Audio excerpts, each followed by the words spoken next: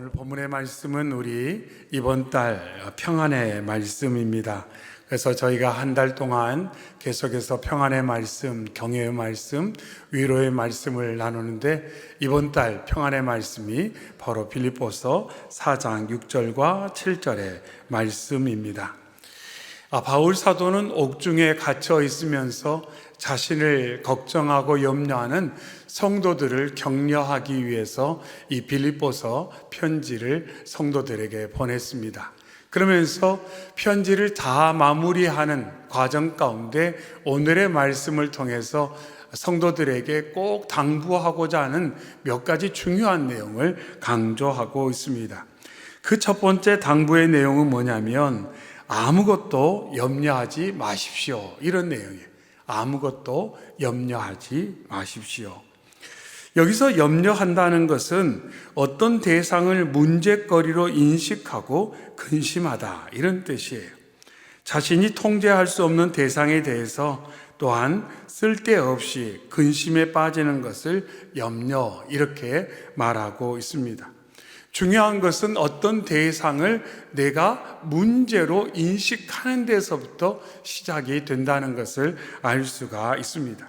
그러면서 아울러 통제할 수 없는 대상, 해결할 수 없는 대상, 내가 어떻게 할 수 없는 대상을 내가 끌어안고 그것을 가지고 계속 스스로 고통을 자초하는 것, 그것을 염려라고 말하고 있습니다. 우리는 때때로 내가 염려하고 싶어서 염려하나 이렇게 생각하지만 엄밀히 들여다보면 이 염려는 내가 스스로 자초한 것이요, 나의 결정이요, 어떻게 보면 또 하나의 습관이라고도 볼 수가 있습니다. 때로는 미래의 일에 대해서 스스로 마음을 공연히 괴롭히는 것을 염려라고 할 수도 있습니다. 분명한 것은 염려는 아무런 도움이 되지 못합니다. 그래서 말하기를 염려는 흔들의자와 같다, 이렇게 말합니다. 여러분, 흔들의자에 앉아서 아무리 흔들어도 우리가 원하는 만큼 나아갈 수가 있겠습니까? 유익이 없어요. 그래서 예수님께서도 마태복음 6장에 너희 중에 누가 염려함으로 그 키를 한 자라도 더할 수 있겠느냐, 이렇게 말씀하셨어요. 너희가 걱정하고 염려한다고 너희가 원하는 결과를 가질 수 있다고 생각하느냐? 근데 말씀을 들어보면 아니라는 것을 알아요. 그런데도 우리가 염려하고 있더라는 것입니다. 사람들은 스스로 염려함으로 자신을 힘들게 하고 있다는 겁니다. 예수님께서는 이 염려에 대해서 뭐라고 말씀하냐면 하나님에 대한 신뢰의 부족의 결과다, 이렇게 말해요. 하나님에 대한 신뢰의 부족의 결과다. 즉, 염려가 내 마음 가운데 크다는 것은 하나님에 대한 신뢰가, 하나님에 대한 지식이, 하나님에 대한 믿음이 약해지기 때문에 염려가 점점 큰 자리를 차지하고 있다, 이렇게 말씀하셨습니다. 그래서 마태복음 6장에 이는 다 이방인들이 구하는 것이라 너희 하늘 아버지께서 이 모든 것이 너희에게 있어야 할 줄을 아시느니라, 이렇게 예수님이 설명해 주셨어요.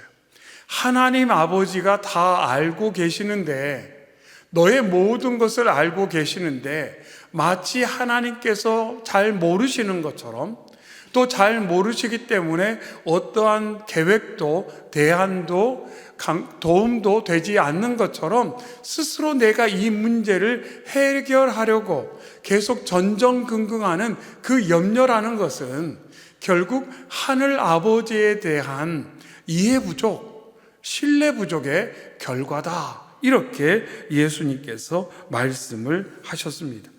그러면서 뭐라고 말하냐면 공중의 새를 보라, 심지도 않고 거두지도 않고 창고에 모아들이지도 아니하되 너희 하늘 아버지께서 기르시나니 너희는 이것들보다 귀하지 아니하냐, 이렇게 말합니다.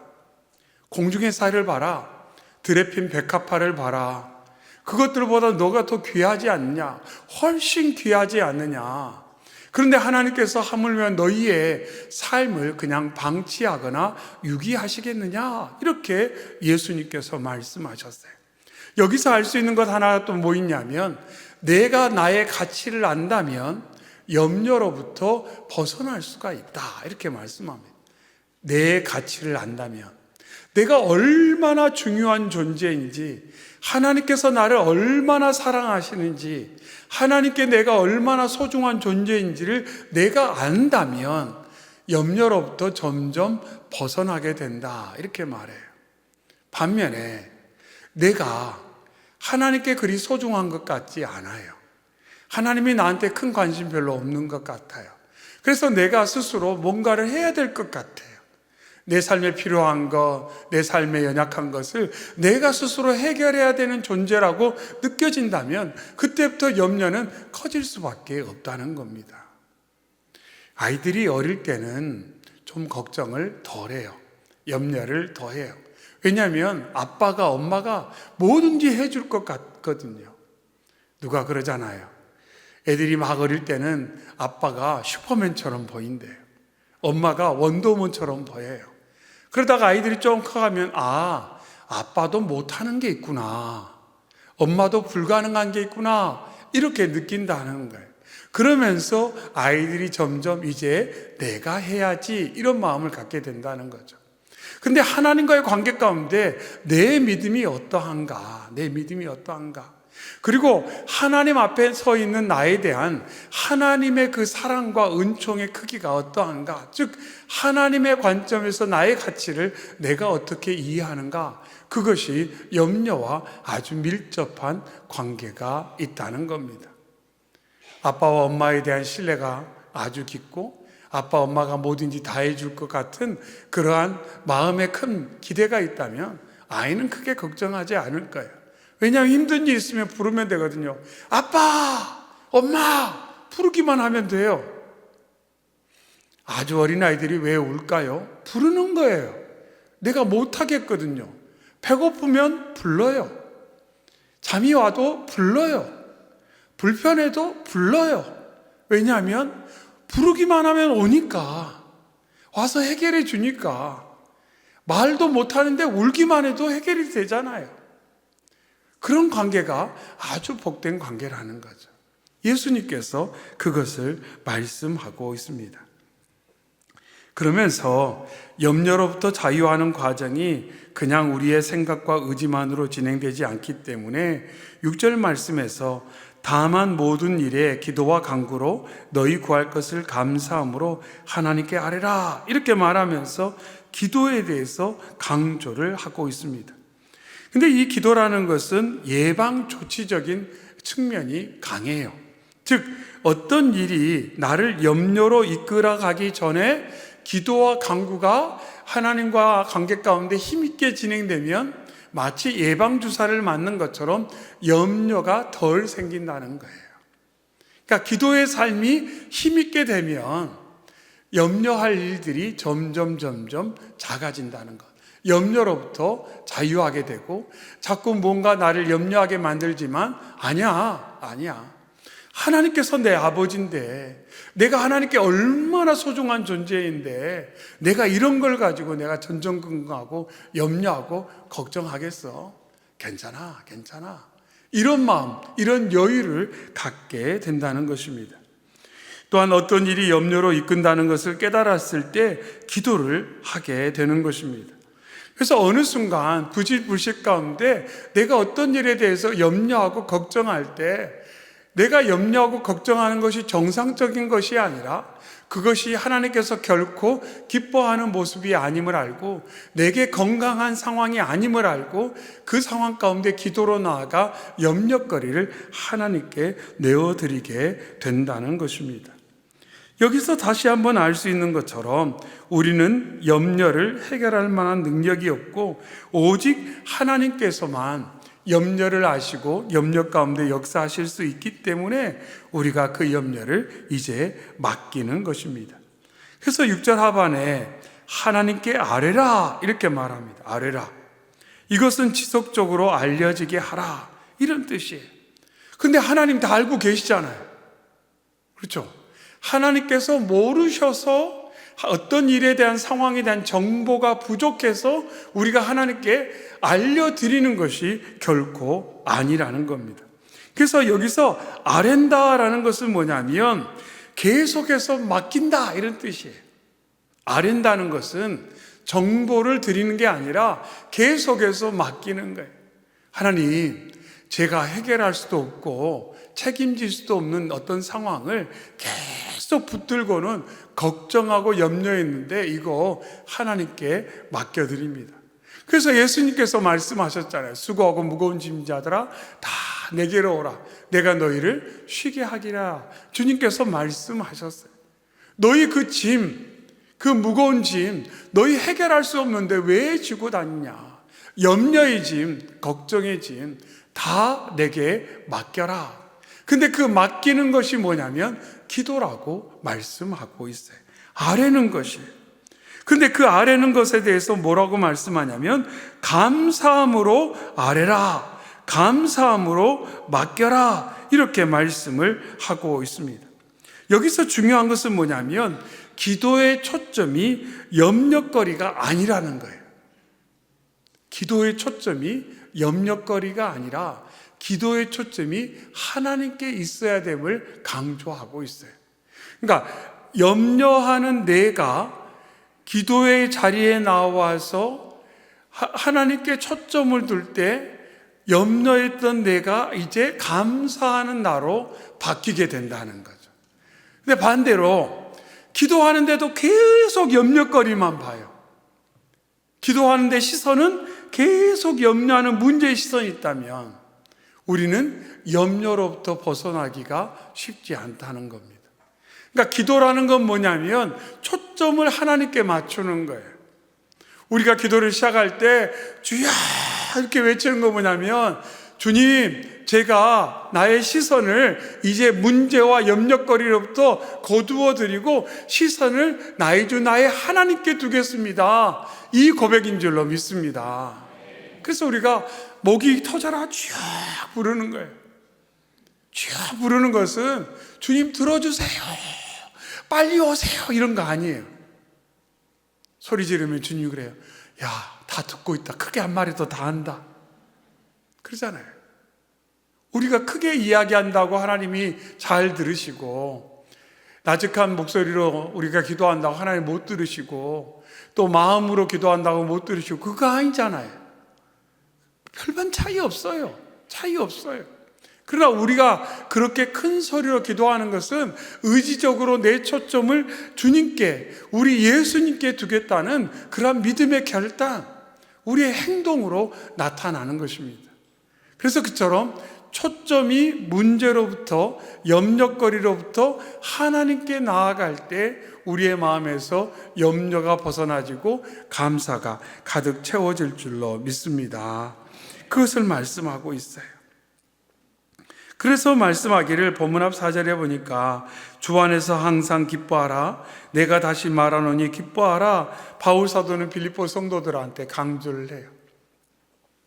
그러니까 이 빌립보서 말씀을 보면 어떻게 이렇게 옥중에 있는 사도가 이런 고백을 할 수 있나? 여러분 기뻐하십시오. 여러분 감사하십시오. 이렇게 자꾸 격려를 해요. 자기를 걱정하는 성도들에게. 그러니까 바울 사도는 이것을 통해 뭘 강조하냐면 저는요 감옥에 있지만 초점이 문제에 있지 않습니다. 그 전에 빌립보 감옥에 있을 때도 그랬잖아요. 억울하게 감옥에 갇혔어요. 매를 맞았어요. 억울해요. 힘들어요. 아파요. 그런데 바울은 기도와 찬양을 통해 계속 시선을 예수 그리스도께 두려고 집중하고 또 집중하는 것을 볼 수가 있습니다. 그래서 우리가 입을 열어 찬송하고 입을 열어 기도하고 입을 열어 말씀을 읽고 입을 열어서 우리가 마음을 토하는 것 아니겠습니까? 그렇게 하는 것은 다른 것 아니에요. 계속 초점을 하나님께 두려고 하는 것. 그때 하나님과 시선이 닿고 하나님과의 접촉이 일어날 때 내 마음 가운데 방금 전까지만 해도 칠흑같이 어둡고 염려와 걱정과 두려움과 불안이 자리했는데 하나님과 딱 눈을 마주하는 순간 주의 얼굴을 대하는 그 순간 내 마음 가운데 빛이 가득하게 되고, 그럴 때 평안과 기쁨이 가득하게 된다, 감사가 넘치게 된다. 이렇게 바울 사도가 놀라운 축복의 길을 성도들에게 말하고 있습니다. 그러면서 기도가 진행될 때 평안을 누리게 된다고 7절에 말합니다. 그리하면 모든 지각에 뛰어난 하나님의 평강이 그리스도 예수 안에서 너희 마음과 생각을 지키시리라. 아멘. 그래서 바울 사도가 성도들에게 하나님 응답 이전에 하나님의 평강이 있음을 여기서 강조하고 있어요. 이게 참 중요한 거예요. 응답 이전에 평안이 있어요. 우리는 때때로 응답 이후에 감사, 평안, 기쁨이 올 거라고 생각하는데, 바울 사도는 오늘 말씀에서 뭘 말하냐면 응답 이전에 감사가 있고, 응답 이전에 평안이 있고, 응답 이전에 기쁨이 있다, 이렇게 말합니다. 조금 바꿔서 말하면 평안이 응답의 시작이라는 거예요.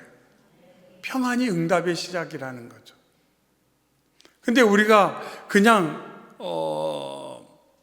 쉽게 의식의 흐름에 따라서 볼 때 먼저 응답이 오고 어떤 변화가 일어나고 상황이 형성된 다음에 그 상황에 의해서 내가 평안해지고, 그 상황에 의해서 내가 기쁘고, 그 상황에 의해서 감사가 유발된다고 생각하기가 참 쉬운데, 바울 사도는 그렇게 말하지 않아요.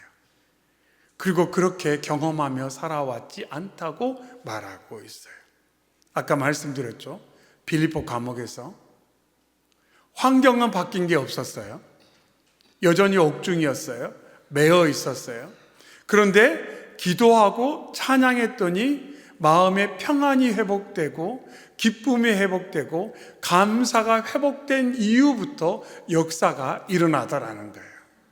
왜냐하면 이 평안과 기쁨과 감사는 내 스스로 만들어내는 것이 아니라 주님의 충만한 임재와 주님과의 접촉, 주님과의 연결의 결과이기 때문에, 그러니까 어떤 상황 중에도 접촉이 주님과 온전히 일어나면, 기도를 통해 주님과 접촉이 온전히, 연결이 온전히 일어나면 기쁨과 감사와 평안이 우리의 심령 가운데 가득 채워지고, 그때로부터 놀라운 역전의 역사가 일어난다, 이렇게 말씀을 하고 있어요. 그러니까 이 저녁에 우리가 기도할 때 하나님, 상황은 바뀐 거 없어요. 상황은 바뀐 거 없어요. 상황은 바뀐 거 없어요. 제 건강이나 가정이나 일이나 아직 상황이 바뀔 기미가 보이지도 않아요. 그럼에도 불구하고 하나님, 이 시간 제 시선을 문제와 상황에 두지 않고 제가 기도하는 어떤 제목이 어떻게 변화되어지는가, 그 변화에 초점을 두지 않고 이 시간 저를 사랑하시고 저를 위해서 말할 수 없는 탄식으로 기도해 주시고 저를 위해서 예수 그리스도를 이 땅에 보내주신 여호와 하나님께 제가 시선을 두오니, 주님을 만지오니, 주님을 만나오니, 주님께 제가 접촉하고 주님과 연결되오니, 하나님, 제 속사람으로부터, 제 심령의 중심으로부터 하나님 역사하여 주시옵소서. 그때 놀라운 역사가 저와 여러분의 심령 가운데 일어날 줄로 믿습니다. 그럴 때 말씀에 있는 것처럼 저희의 마음과 생각을 지켜주신다고 말씀하고 있어요. 저희의 마음과 생각을 지켜주신다. 방금 전까지만 해도 염려했어요. 걱정했어요. 그런데 그 순간, 아니야, 내가 주님 바라볼 거야. 그래서 정말로 12년 동안 혈루증을 앓았던 여인처럼 예수님의 옷자락을 만지는 그 심령으로 주님을 향해서 제가 주님 보기 원합니다. 주님 만나기 원합니다. 주님을 만지기 원합니다. 이렇게 집중했을 때 주님과의 연결을 통해서 우리의 마음과 생각을 지켜주시는 주님의 놀라운 능력을 경험하게 된다는 거예요. 오늘 말씀 가운데 강조하는 것은 우리는 우리의 마음과 생각을 지킬 만한 힘이 없다는 겁니다. 평안하게 지킬 만한 힘이 없어요. 기쁨으로 지킬 만한 힘이 없어요. 감사로 지킬 만한 힘이 저와 여러분에게는 없어요. 오직 우리 주님만이 우리의 마음을 평안과 기쁨과 감사로 채워줄 줄로 믿습니다. 그래서 우리가 쉬지 않고 기도하는 거예요. 쉬지 않고 기도하는 거예요. 거기에 모든 열쇠가 있다는 거죠. 근데 쉬지 않고 기도한다는 것은 밥 먹을 때도 기도하고 잠잘 때도 기도하고 기도의 삶을 24시간 산다, 이렇게도 볼 수 있지만 그것을 조금 더 들여다보면 기도자의 삶을 산다는 거죠. 기도하는 마음으로 사는 거예요. 기도의 태도로 삶을 살아간다는 것입니다. 어디에 있든지 무엇을 하든지 어떤 상황 가운데 있든지 기도하는 마음으로 사는 거예요. 기도자의 삶으로 살아가는 거죠. 그래서 우리가 기도할 때 이름 부르짖고 우리가 마음을 다하여 주님께 활짝 열고 주님께 모든 것을 맡기고 모든 것을 아뢰고 모든 것을 의지하며 기도하는 것처럼 삶의 순간순간 그 마음, 그 태도로 살아갈 때 놀라운 역사가 일어난다, 이렇게 말씀하고 있습니다. 우리 주님 분명히 말씀하셨습니다. 요한복음 14장에 평안을 너희에게 끼치노니 곧 나의 평안을 너희에게 주노라. 내가 너희에게 주는 것은 세상이 주는 것과 같지 아니하니라. 너희는 마음에 근심하지도 말고 두려워하지도 말라. 아멘. 내 평안을 주겠다, 주님이 분명 말씀해 주셨습니다. 이 저녁에 주 앞에 나와 기도하는 저와 여러분이 오늘의 말씀을 굳게 붙들고 또 올 한 달 계속해서 그 말씀을 하루를 시작할 때마다 묵상하고 기도문을 읽고 또 읽어서 기도자의 마음으로 삶을 살아감으로 말미암아 한순간도 염려로 인해 우리의 마음과 삶이 곤비해지지 않고 매 삶의 순간마다 주님의 옷자락을 굳게 붙들므로 말미암아 평안하시고 감사와 기쁨이 차고 넘치며 우리의 입술에 찬양이, 기도가 끊이지 않는 저희 모두가 되시기를 주의 이름으로 축원합니다. 아멘.